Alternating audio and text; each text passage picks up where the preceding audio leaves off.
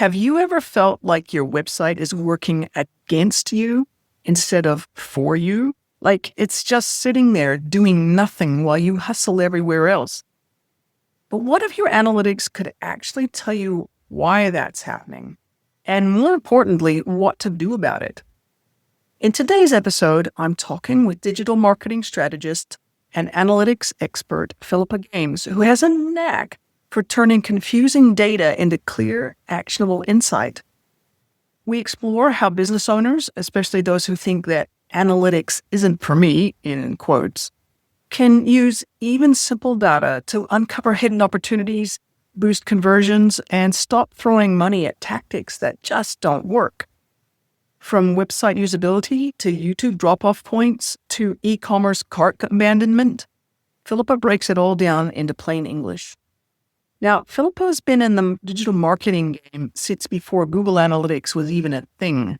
She's helped everyone from employment lawyers to wax manufacturers use their website data to uncover hidden gems that grow profits. Her mission? Make analytics accessible, insightful, and actually useful for everyday business owners like you.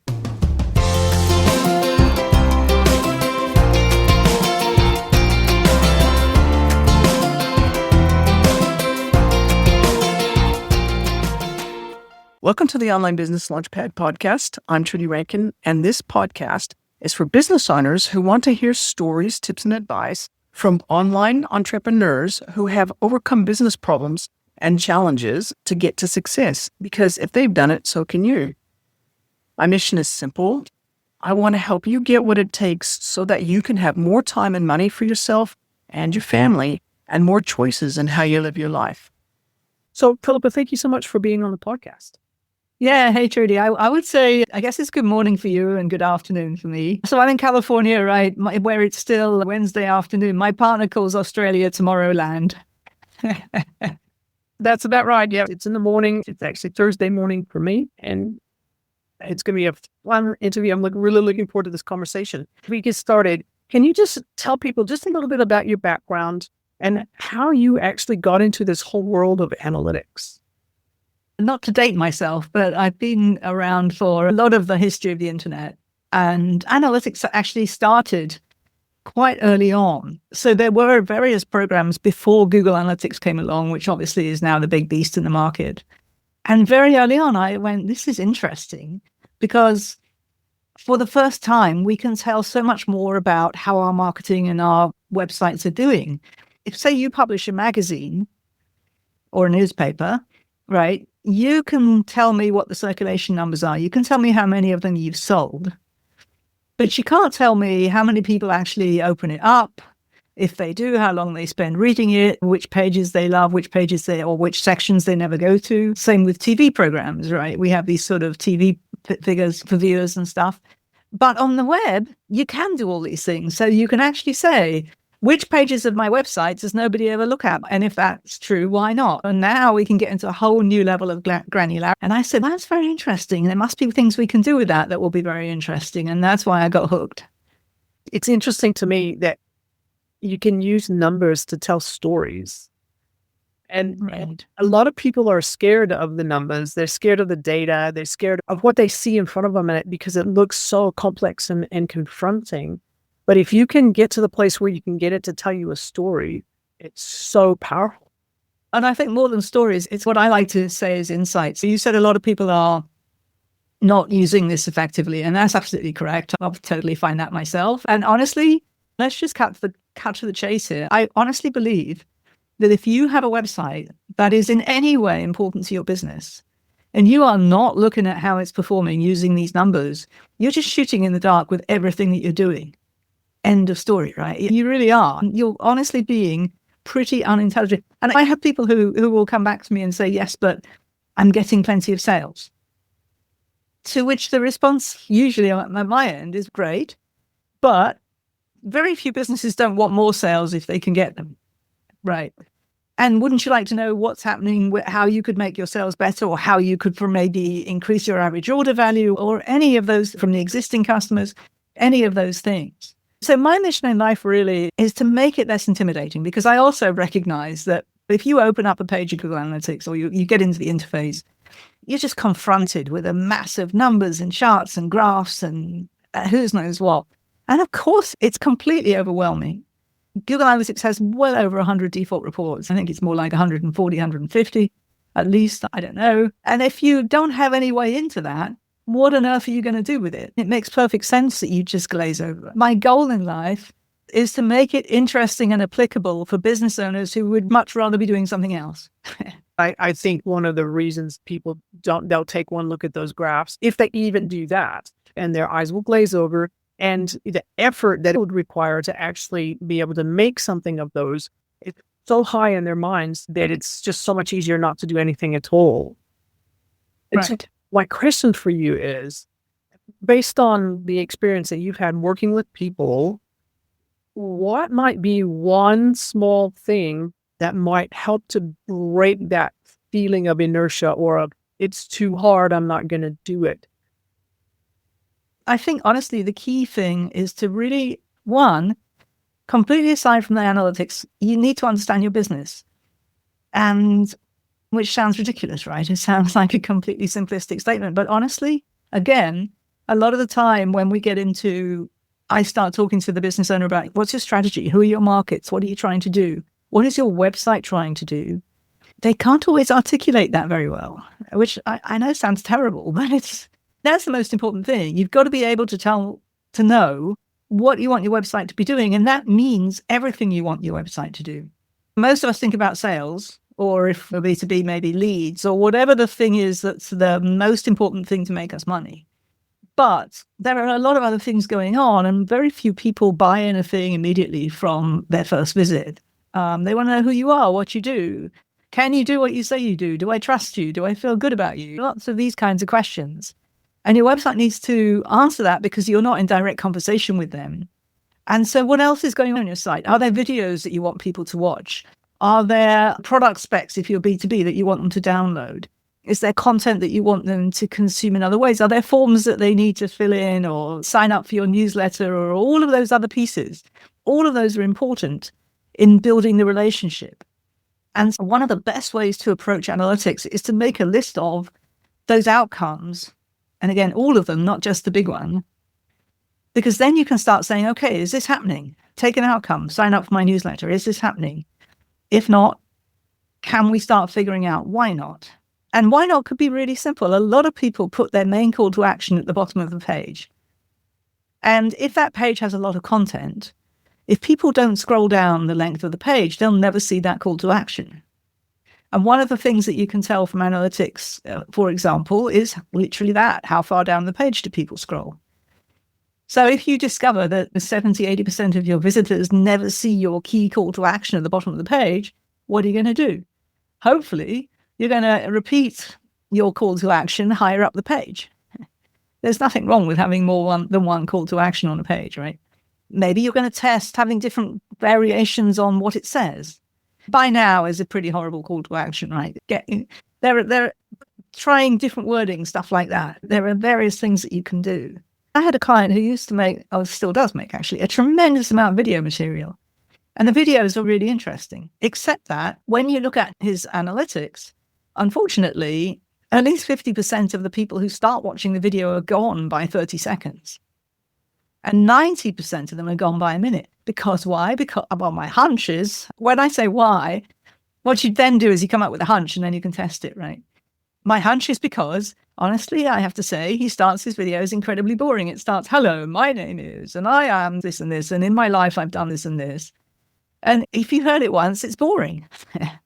What he doesn't do is to say, hey, in this video, we're going to talk about this. And you're going to learn this, and you're going to want to stay to the end because at the end, I'm going to tell you this.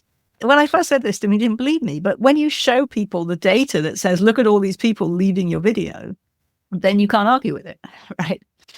That's so valid. I'm just sitting here thinking YouTube videos, podcast episodes, all of the different, in fact, it could even be courses. If people have gone to consume a free webinar or a free course, and you don't grab them straight away, they will leave. That's fascinating.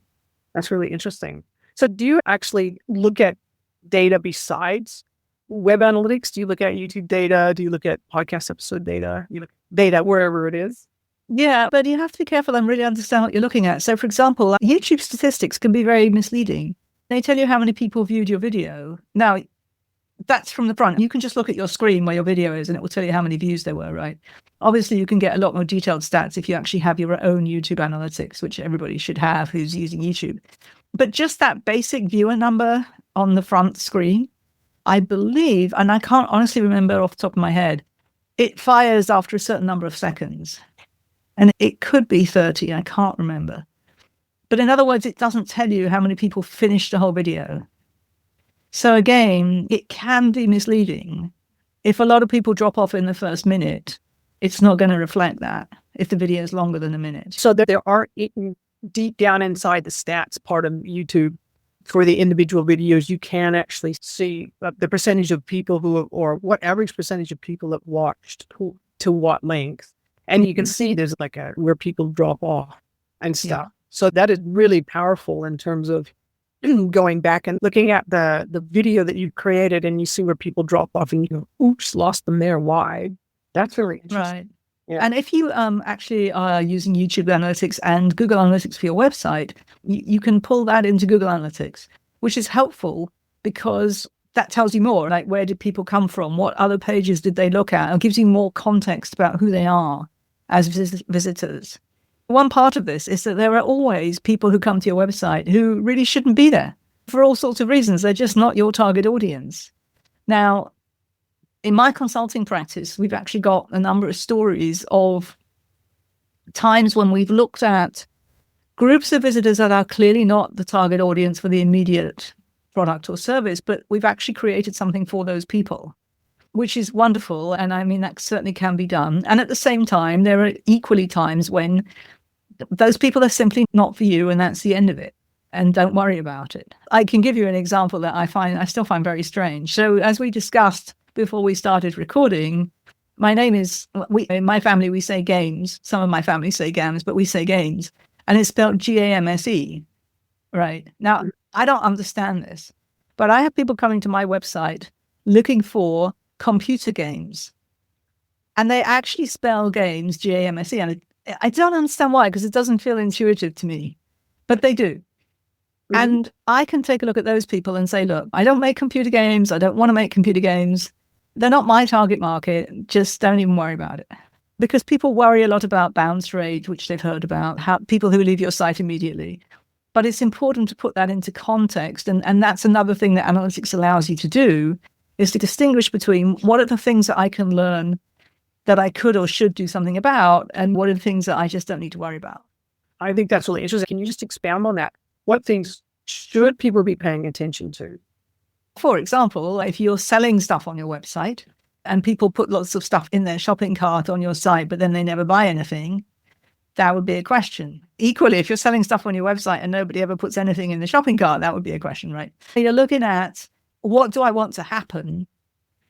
And how much of that is happening? And if it's not happening, where does it fall apart? For example, supposing they start to check out and then they stop and you get a very low number of completed transactions. You can say, okay, where did they stop? And a classic one is they stop when they see the shipping costs, because they suddenly go, wait a minute, it's not worth it. Or they stop when they see the payment details and maybe they're looking for a different payment method than the one that you're offering. So as I said, understanding what outcomes you want, looking to see where those outcomes should be happening, and if they're not, what's getting in the way. So can you just walk us through maybe an example or a case study of somebody who's gone from not looking at this at all to actually starting to look at the analytics, and what difference has it made for their business? Huge. It can make huge differences. And sometimes you just come up with, you realize that there's stuff. Okay, so one thing that happens that I see a lot is you as the business owner or a decision maker or whatever, if you're involved in your website, you get very close to it. And you do. The point is, I'm sorry, I'm laughing because I have several websites and I'm going, yes, that sounds like me. I don't touch it anywhere near as much as I should have. Sorry, I interrupted you. Go ahead. What I was going to say is, because you've created or specified the content on the site and the design and that sort of stuff, you know exactly where everything is and you know exactly what's on the site. And therefore, it's quite difficult for you to walk in the shoes of somebody who's not familiar with the site at all, who's seeing it for the first time.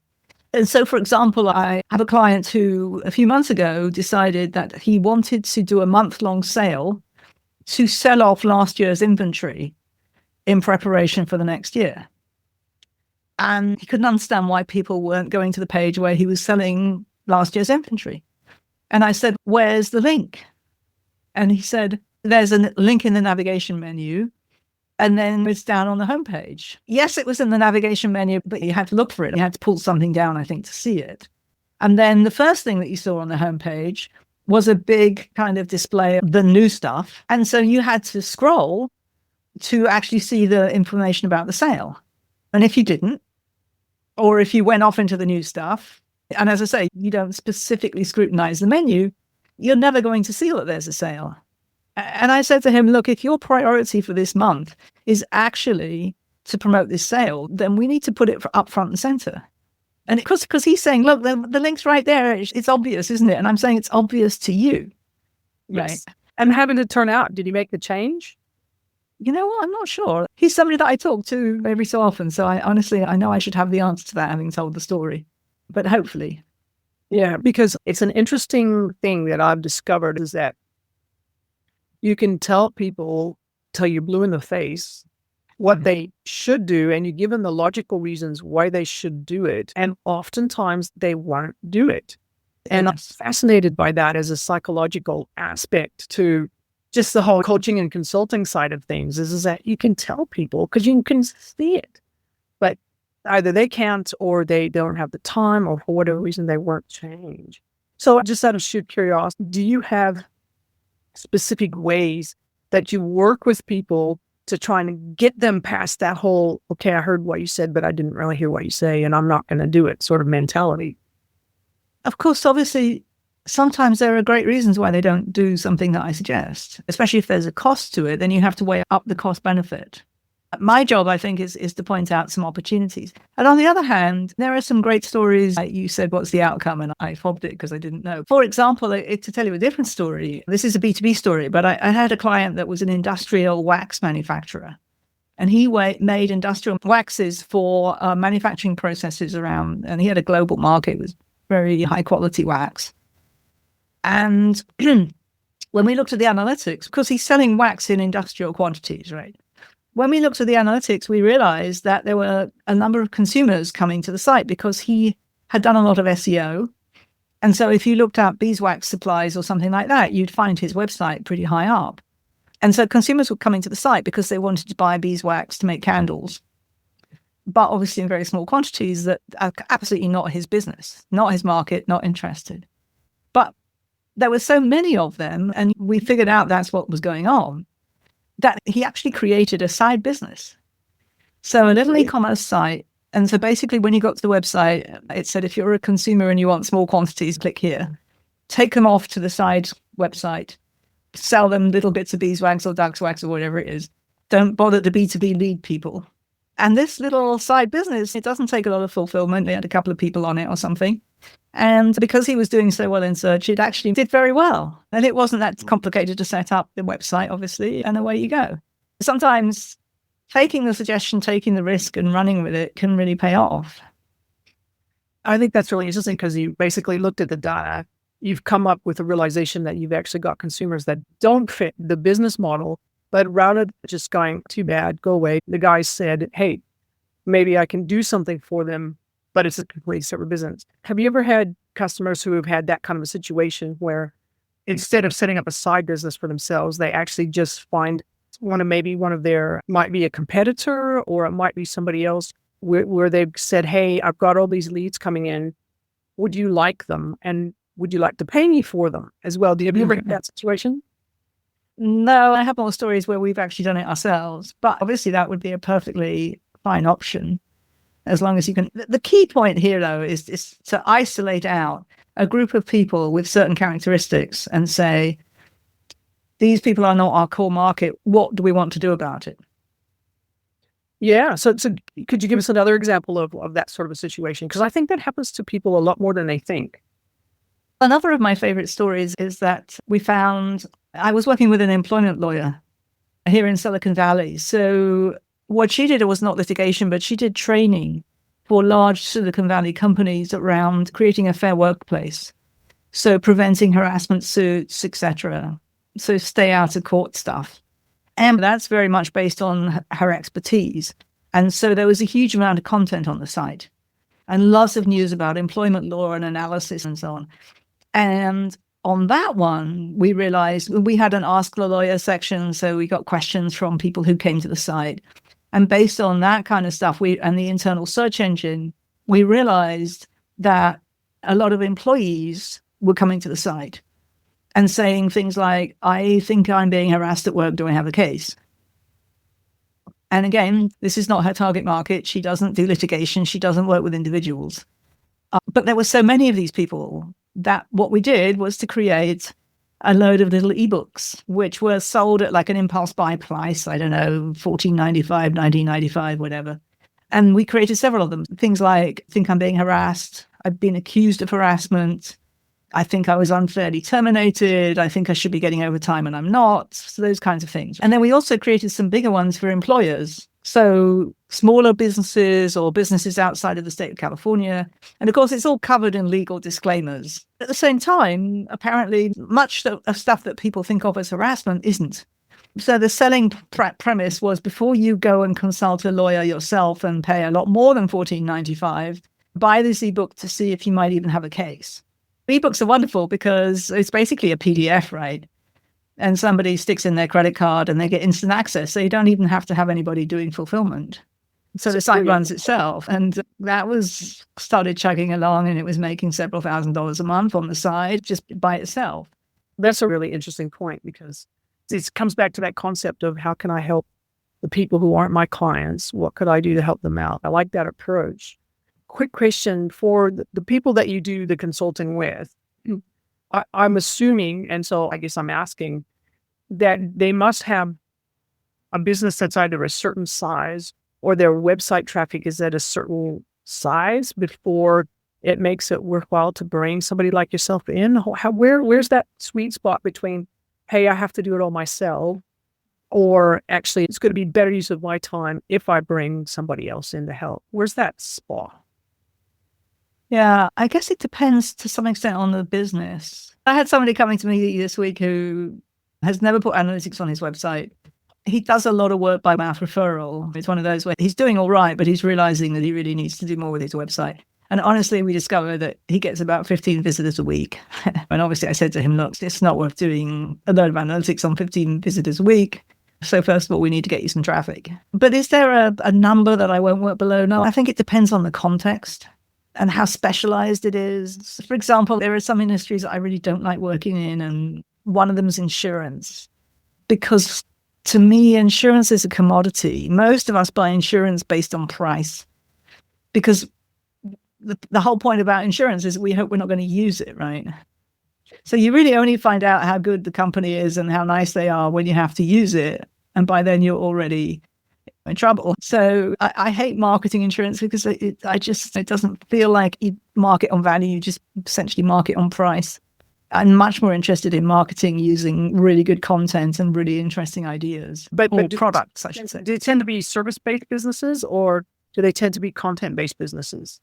Honestly, I work with a complete range, B2B, B2C. Yeah. It's interesting because people say, do you have any experience of my industry? And I actually think that's not a great question because what I always say that more about your business than I'm ever going to. And the whole point of this is that it's a team effort where I get to ask questions about your business and what you're trying to do. And you get to ask me about the analytics numbers, and we put our heads together and say, what's the best solution to things that come up? And actually, I can bring in my experience of doing things in other industries that might apply here that you wouldn't know about.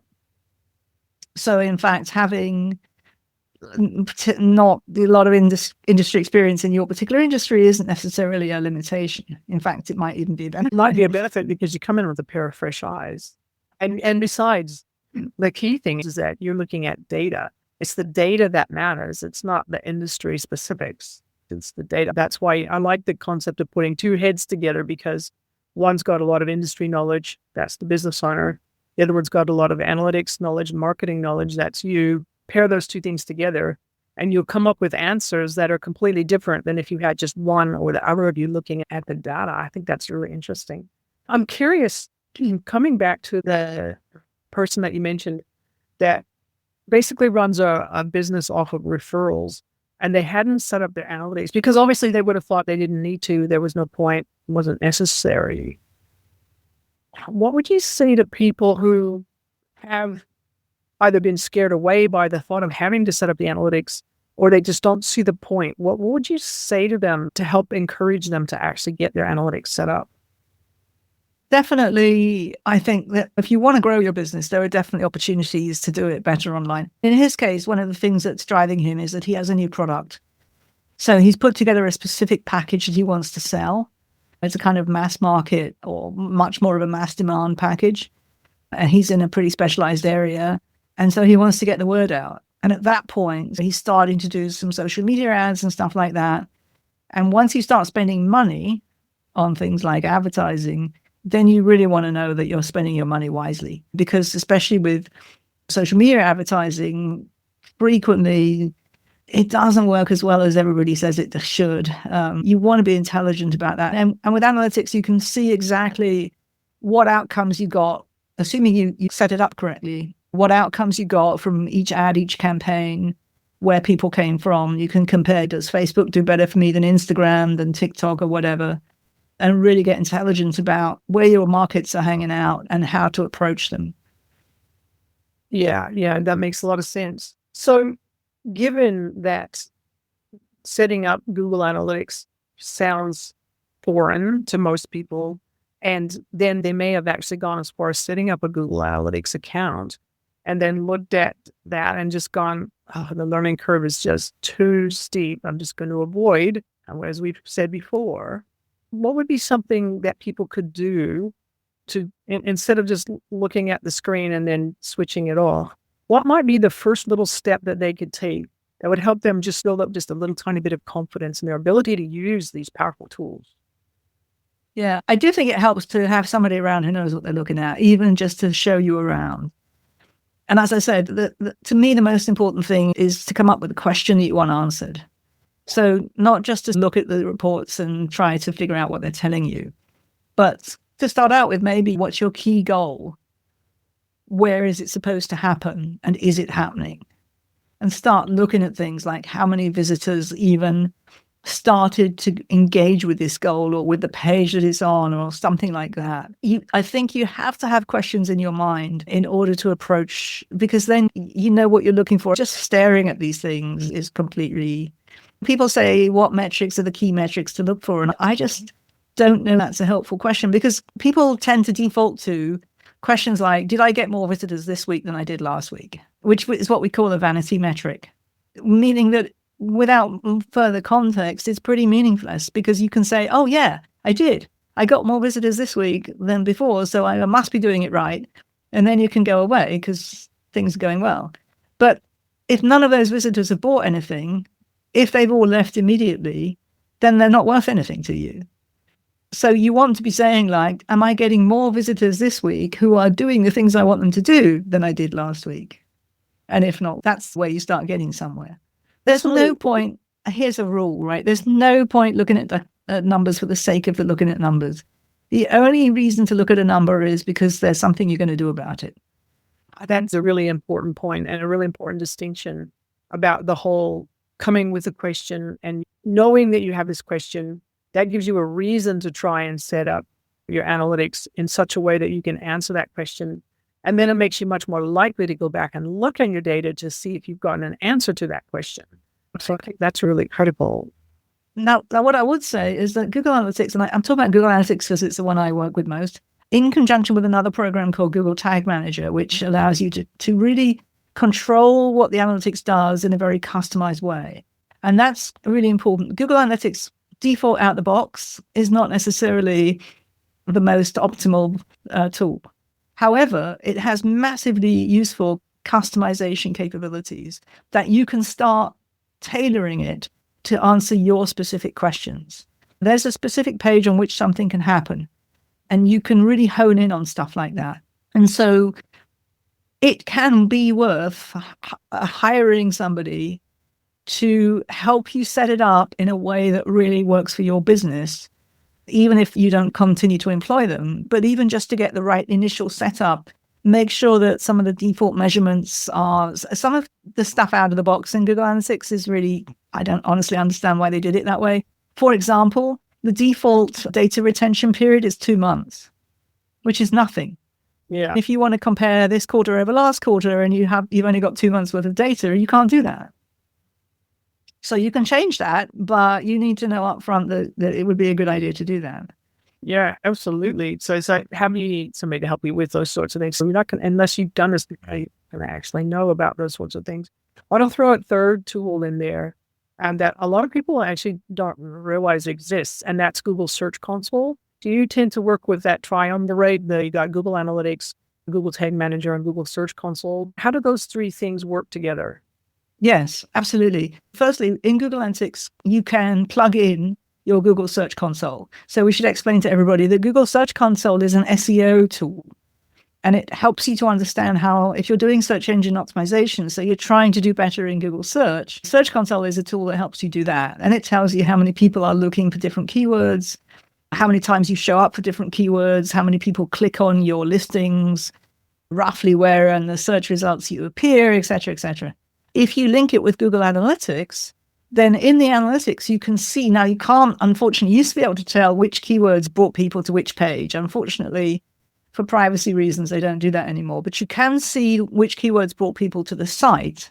So you can see which are your most important keywords. And right there can be some really good clues. The typical thing I see when people haven't really thought about search engine optimization well is that almost all the keywords that bring people to your site are what we call branded keywords, i.e. they contain the name of your business. Because people go, okay, I want Joe the plumber, right? I can't remember his URL, so you go to Google and type it in.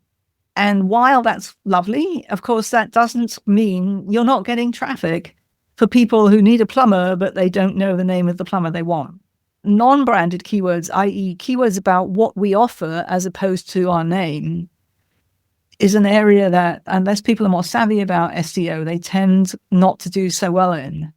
But actually, that's how you grow your audience and your awareness. So that's why doing things like plugging in Search Console to the analytics is really helpful. And yes, absolutely, that's something that I always ask for. And also Google Ads. So if you're running pay-per-click ads, equally, you can link your ads account into Google Analytics.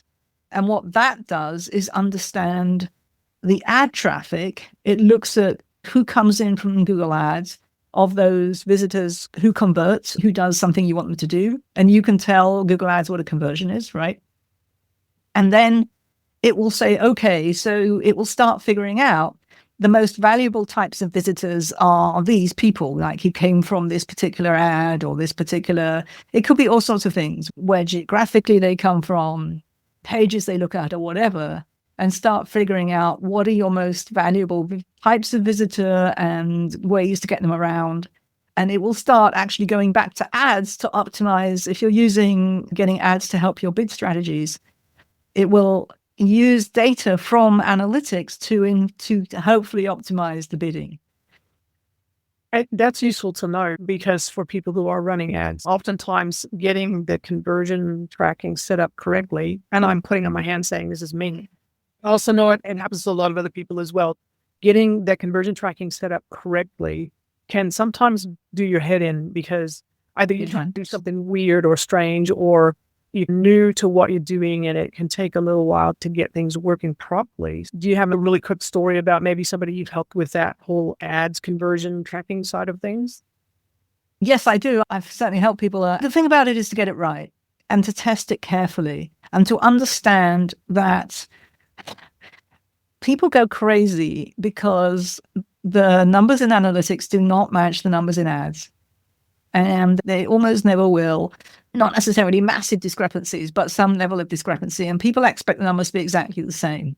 And then they drive other people crazy saying, why aren't these numbers exactly the same? And it's because of different data modeling, different times when the data is updated, different what we call attribution, which is saying where did this visitor actually come from? If they do a regular search in Google and they come to your website and then they come back later having followed on an ad, attribution is about how do we credit the source for that visit? And it can get very complicated, which we shouldn't talk about here. There are some complexities there. And that's something that I think is really important to stress. Analytics, the numbers you're going to see in your analytics are not accurate, period. They do not reflect the entirety of your visitors. A, because people refuse consent to be tracked. And if they refuse consent to be tracked, you don't track them. Or they're automatically blocked by their browser or something like that. And so you have to understand that you're almost certainly getting more visitors than are showing up in your analytics.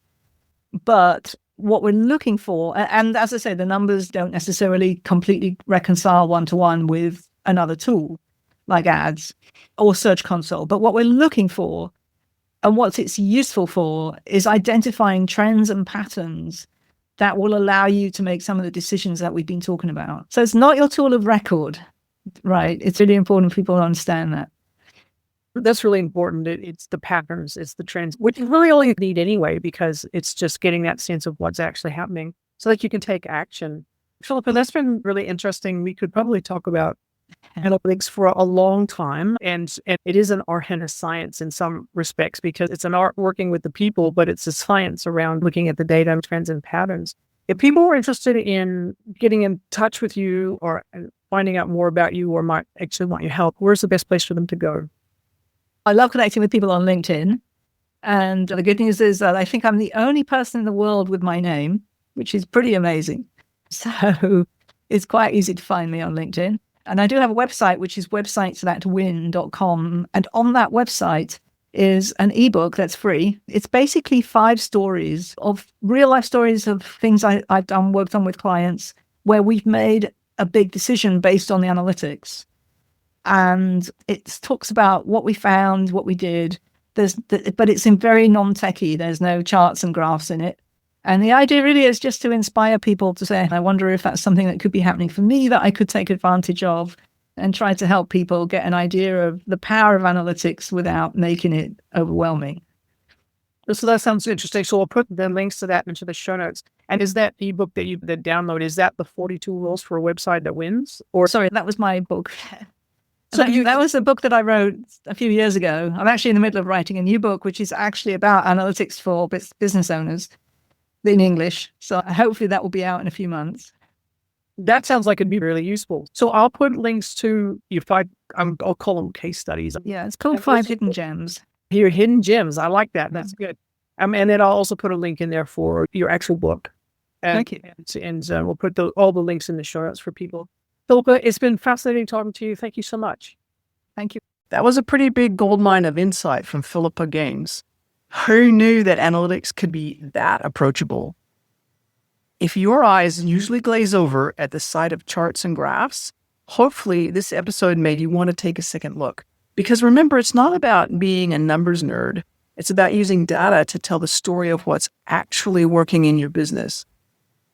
And if you're interested in digging deeper, remember to check out Philippa's 5 Hidden Gems case study ebook. It's in the show notes, and it's a great next step.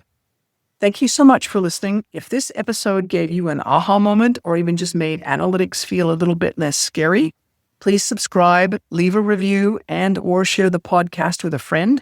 Your feedback helps others find the show, and it helps me keep on bringing you more of the good stuff. So until the next time, keep asking questions, keep testing, and keep growing that online business of yours.